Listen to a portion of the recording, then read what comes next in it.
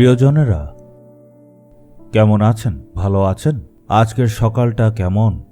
আপনি হয়তো কোনো একটা ভুল কাজ করে এখন পাপের বোঝা নিয়ে ঘুরছেন আর ভাবছেন কেন এমনটা করলাম। জগৎ এমনটাই থাকবে, সবাই যে আমাদের মতো হবে এটা ভাবাটাই একটা ভুল। এছাড়া আমরা নিজেরাও বলতে পারি না যে আমরা একদম সঠিক। আমাদের নিজেদের শুধরাতে হবে। এই জন্যই তো প্রভু প্রত্যেক দিন কথা বলছেন। আজ আপনার জন্য প্রভুর বাক্য কি? গীতসংহিতা 141:3। ঈশ্বরের দাস একটা আশ্চর্য প্রার্থনা করছে। ভালো করে শুনুন, কারণ এই প্রার্থনা আমাদেরও প্রত্যেক দিন করা উচিত। হে সদা প্রভু, আমার মুখের উপর তুমি পাহারা বসাও, আমার ঠোঁটের দরজা তুমি চৌকি দাও। বলছে সদাপ্রভু, আমার মুখের উপর তুমি পাহারা বসাও। আমাদের মুখের ভেতরে জীব আছে। মানুষ অনেক সময় বলে, ও কত কথা বলে, সারাক্ষণ কথা বলে, চুপ থাকে না। এই ব্যক্তি শুধু অন্যর পরচর্চা করে, অযথা কথা বলে। অনেকের ব্যাপারে মানুষ এইসব বলে। আমাদের ব্যাপারে লোকে কি বলে? আমাদের মুখের কথা খুব গুরুত্বপূর্ণ। বাইবেল জীবের ব্যাপারে বলে যে এইটা একটা আগুনের মতো। জীব থেকে বের হওয়া কথা মানুষকে ধ্বংস করতে পারে। এই জন্যই দাউদ বলছে, আমার মুখের উপর তুমি পাহারা বসাও, যাতে আমি অযথা কথা না বলি, আর মানুষের মনে আঘাত না দিই, আর মানুষের কোনো ক্ষতি না করি। আপনার কথাবার্তা কি এমন? হয়তো রাগে উল্টা পাল্টা বলে দেন। আপনি সবসময় বলেন, আরে রাগের মাথায় বলে দিয়েছি। এমন অজুহাত আর কতদিন দেবেন? এমন যদি হয়, তার মানে ক্রোধের পাপ থেকে বের হতে হবে। সবসময় শুধু বললে হবে না রাগের মাথায় বলে দিয়েছি। আপনি জানেন এর ফল কত খারাপ। একবার বিদেশে গিয়েছিলাম, সেখানে অলৌকিক কাজ আর সুস্থতার প্রচার হচ্ছিল। হল পুরো ভর্তি ছিল। আমার প্রচার ছিল, আর তারপর প্রার্থনা ছিল। শুরুর প্রার্থনার সময় ঈশ্বর আমার সাথে কথা বলেছিলেন। এই সভাতে একজন বোন আছে, সে সেবা কাজ করে। সে পরিত্রাণ পেয়েছে। সে ছিল অভিষিক্ত আর প্রভুর সেবা কাজ করে। সে অন্যদেরকে খুব উপদেশ দেয়, আর তার প্রার্থনা দ্বারা অনেক অলৌকিক কাজও হয়। তার মাধ্যমে ঈশ্বর অনেক অলৌকিক কাজ করেছেন।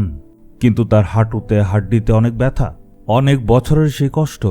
এটা নিয়ে সে অনেকবার প্রার্থনা করেছে, কিন্তু সুস্থ হতে পারছে না। সে যখন অন্যদের জন্য প্রার্থনা করে, তারা সুস্থ হয়ে যায়, কিন্তু যখন সে নিজের জন্য প্রার্থনা করে, কোনো সুস্থতা আসে না। তাই শরীরের মধ্যে যন্ত্রণা নিয়েই সেবা কাজ করতে লাগলো। সে ভাবল, এটা নিয়েই আমার চলতে হবে। ঈশ্বর আমাকে এই জিনিসটা দেখালেন যে এই বোন অসুস্থ। সে অনেক প্রার্থনা করেছে, তারপরেও সে সুস্থ হচ্ছে না। তাই সে অনেক দুঃখে আছে। কিন্তু একটা কারণ আছে। সে তার মুখের কথা দিয়ে অনেকের মনে দুঃখ দিয়েছে। সে অন্যের ব্যাপারে অনেক রকম খারাপ খারাপ কথা বলেছে, রাগ করে উল্টাপাল্টা বলেছে। সে তার কঠোর কথাবার্তা দিয়ে মানুষের মনে দুঃখ দিয়েছে। তাই তার অসুস্থতা যাচ্ছে না। সে যেহেতু অন্যের মনে দুঃখ দিয়েছে, তাই এখন তার মনের মধ্যে দুঃখ আছে। যদি সে এইসব থেকে অনুতাপ করে আর নিজের জিভের উপর নিয়ন্ত্রণ রাখে আর নিজের মুখের উপর পাহারা বসায়, তখন তাকে সুস্থ করে দেব। এটা শুনে কি আশ্চর্য হয়েছেন? প্রভু কি এমন কথা বলবেন? নিশ্চয় বলেছেন। আমি সভাতেও এটা বললাম। আপনার সমস্যার কারণ হচ্ছে আপনার মুখ। তারপর আমি প্রচার করলাম, আর সেটা 1.5 ঘন্টা গেল। যারা সুস্থ হয়েছিল সে এসে মঞ্চে সাক্ষ্য দেওয়ার জন্য উঠল। সেই বোনও আসলো। সে বলল, সবার শুরুতে যিশু বলেছেন, তোমার কথা দ্বারা অনেকে আঘাত পেয়েছে, তাই তোমার হাড্ডিতে এত ব্যথা ছিল। আজকে যদি তুমি তোমার এই পাপ থেকে অনুতাপ করো, তুমি আজকেই সুস্থ হয়ে যাবে। আমি বুঝে গেলাম যে প্রভু আমার ব্যাপারে বলছে। আমি আমার সকল পাপ স্বীকার করলাম, তারপর নিজেকে ঈশ্বরের কাছে অর্পণ করলাম। সেই মুহূর্তে আমার হাড্ডির সকল ব্যথা চলে গেল। আমি সুস্থ হয়ে গেলাম। অনেক আনন্দের সহিত সাক্ষ্য দিল। সে প্রভুর সেবা করছিল। তার দ্বারা তো ঈশ্বর অনেকগুলি অলৌকিক কাজ করেছেন। তারপরেও সে এখানে সাক্ষ্য দিয়েছে, আমি এখন সুস্থ হলাম। আপনি যদি আজকে প্রশ্ন করেন, অনেক মানুষের জীবনে দুঃখ, কষ্ট, যন্ত্রণা, অসুস্থতা শেষই হয় না। তাদের প্রার্থনার উত্তরও আসে না। এর কারণ হচ্ছে তাদের মুখের শব্দ। আপনি কথাবার্তা দ্বারা কতজনকে আঘাত করেছেন? আপনি নানা রকম অজুহাত দিতে পারেন, কিন্তু সেটার দ্বারা মানুষ কষ্ট পায়। রাগ করা, অধৈর্য হওয়া, খিটখিটে ভাব রাখা, যা তা বলা। এই জন্যই দাউদ বলছে, আমার মুখের উপর তুমি পাহারা বসাও। এই জন্য আমাদেরও প্রার্থনা করা উচিত যাতে ঈশ্বর আমাদের মুখে পাহারা বসায়।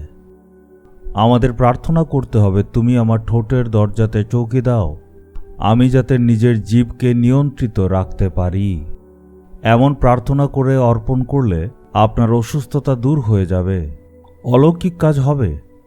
আপনি কি এখন বুঝতে পারছেন যে আপনার প্রার্থনার উত্তর কেন হচ্ছে না? তাই অর্পণ করুন, অলৌকিক কাজ হবে। আপনি নিজেকে অর্পণ করুন, আপনার জিভ আর ঠোঁট ঈশ্বরের কাছে দিন।